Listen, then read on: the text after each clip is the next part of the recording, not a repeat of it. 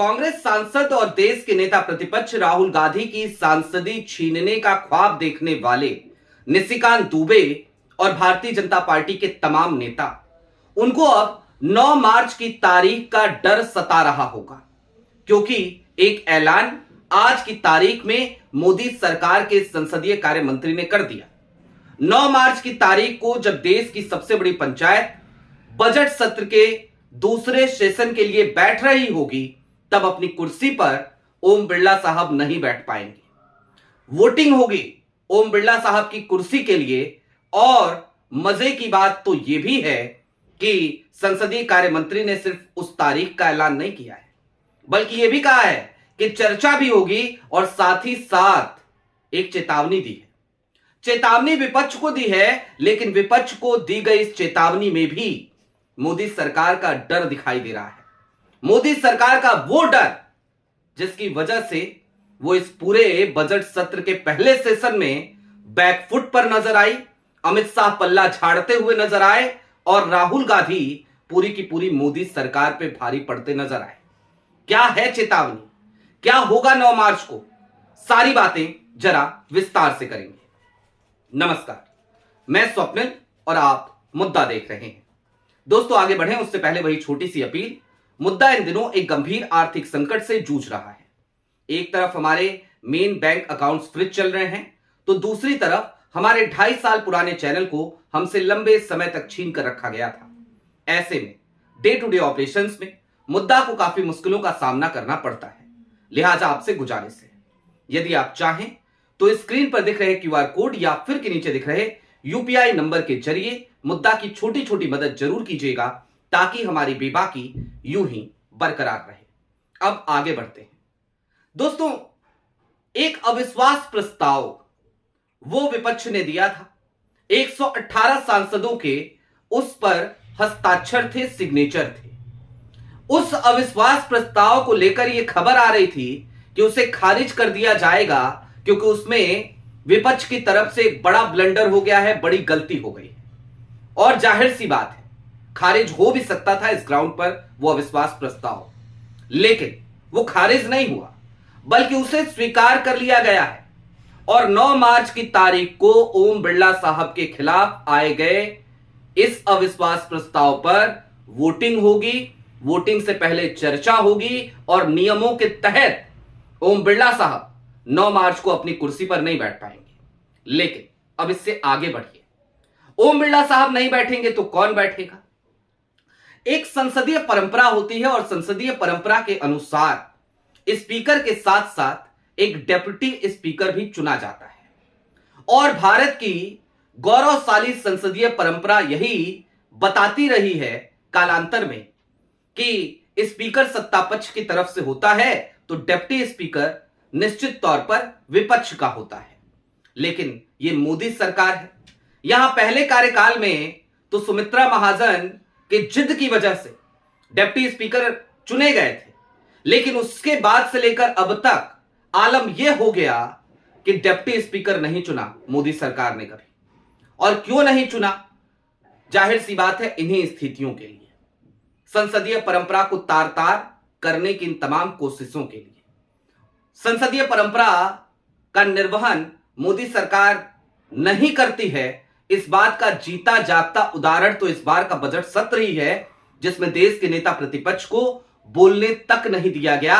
बार बार टोका टोकी होती रही, बार बार उन्हें रोका जाता रहा। हालांकि उसका इंपैक्ट बहुत बुरा पड़ा। बैकफुट पर चली गई पूरी की पूरी सरकार और राहुल गांधी पूरे के पूरे बजट सेशन में मोदी सरकार पे भारी पड़ते नजर आए हैं।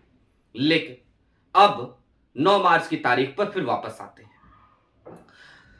चर्चा होगी। चर्चा के दौरान विपक्ष के तमाम सांसद, including Rahul Gandhi, including Akhilesh Yadav, including Abhishek Banerjee, तमाम लोग वो अपनी बात रखेंगे और ये बताएंगे, और ये सारी बातें सदन के रिकॉर्ड में दर्ज होंगी कि इस देश में एक स्पीकर ऐसे भी थे, ओम बिरला साहब, जो लगातार सिर्फ और सिर्फ विपक्ष को टारगेट किया करते थे।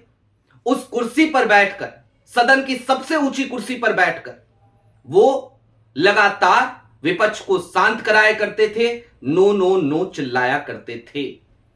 और दोस्तों, संसदीय परंपरा के अनुसार एक बात और आपको जान लेनी चाहिए।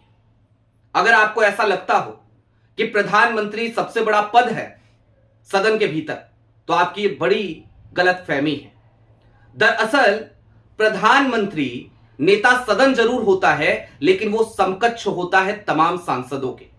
यानी कि कोई पहली बार का भी सांसद है ना, तो प्रधानमंत्री इक्विवेलेंट हैं। और सदन की सबसे बड़ी कुर्सी सिर्फ और सिर्फ स्पीकर की ही है, स्पीकर के ऊपर कोई नहीं है। लेकिन स्पीकर किस तरीके से कब्जे में रहते हैं मोदी सरकार में, ओम बिरला साहब, ये बात हमने लगातार देखी है। ये दूसरी बार है जब वो स्पीकर है और हम लगातार देख रहे हैं ओम बिरला साहब के तमाम क्रियाकलाप। अब इससे आगे बढ़िए। राहुल गांधी 9 मार्च को जो बोलेंगे, उसके बाद निशिकांत दुबे का वो सब्सटेंटिव मोशन भी अभी पड़ा हुआ है। उस पर भी हो सकता है कि 9 मार्च के बाद इसी बजट सेशन में चर्चा की जाए। और उस पे क्या होगा, उस पे अभी आगे बात करेंगे। उससे पहले जरा आपको चेतावनी बता देते हैं। क्या चेतावनी दी है किरण रिजिजू साहब ने इस बात का ऐलान करते हुए कि अब जो है वोटिंग होगी 9 मार्च को अविश्वास प्रस्ताव पर। उन्होंने कहा है कि हम अविश्वास प्रस्ताव पर 9 मार्च की तारीख को चर्चा कराएंगे, चर्चा के ठीक बाद वोटिंग कराएंगे, और अगर विपक्ष ने हंगामा किया तो हम गिलोटीन लगा देंगे। अब आप कह रहे होंगे कि यह गिलोटीन क्या होता है। दोस्तों, आपने बहुत सारी पुरानी मूवीज देखी होंगी, उसमें आपको एक अस्त्र दिखता होगा।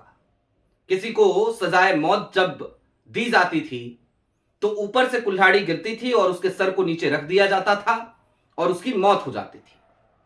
गिलोटीन दरअसल उसी उपकरण का नाम है। लेकिन जब विधायी परंपरा की बात होती है, जब संसदीय परंपरा की बात होती है, तो यहां पर गिलोटीन का मतलब बदल जाता है।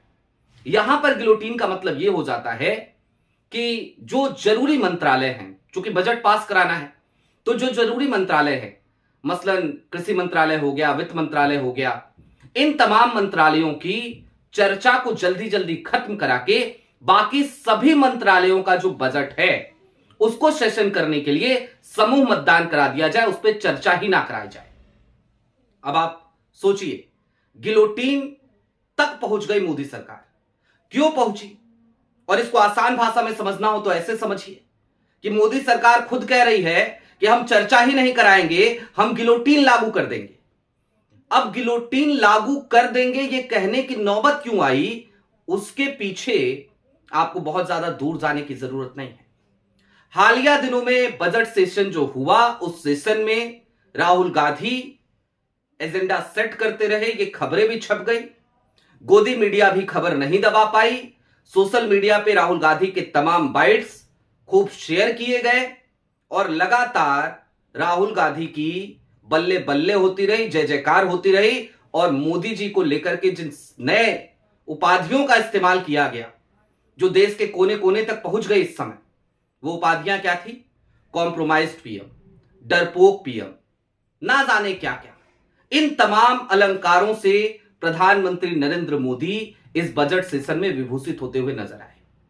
और ये दूसरा ऐसा सेशन है, इससे पहले वाले सेशन में भी विपक्ष हावी होता नजर आ रहा था, लेकिन यह सेशन तो वो सेशन रहा जिसमें खास तौर पे राहुल गांधी हावी हुए।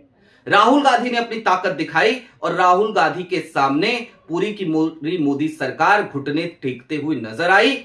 और मोदी जी वो खुद भी अलग थलग पड़ते अपनी ही पार्टी और अपनी ही कैबिनेट में नजर आए। यहां तक कि उनके संकट मोचक कहे जाने वाले, भारतीय जनता पार्टी के चाणक्य कहे जाने वाले अमित शाह साहब ने भी पल्ला झाड़ लिया था और लंबे समय तक वो खामोश रहे, चाहे वो एप्स्टीन फाइल का मसला हो, चाहे यूएस ट्रेड डील का मसला हो। आखिरी जो अभी हालिया कैबिनेट बैठक हुई है, इस बैठक में खबरें ये निकल के आ रही हैं दोस्तों कि नरेंद्र मोदी बकायदा इमोशनल होते हुए ये कहते हुए नजर आए कि मैं तो बिल्कुल पूरी तरीके से अलग थलग पड़ गया हूं और मैं जाऊंगा तो सबको जाना पड़ेगा। इस तरीके की बातें कैबिनेट में इशारों में मोदी जी को कहनी पड़ी।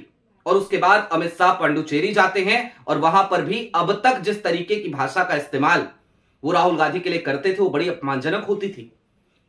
पहली बार ऐसा हुआ है और चुनावी कैंपेन में तो पहली बार ही हुआ है जब अमित शाह राहुल गांधी को राहुल बाबा ना कहकर राहुल जी कह रहे थे, राहुल गांधी जी कह रहे थे।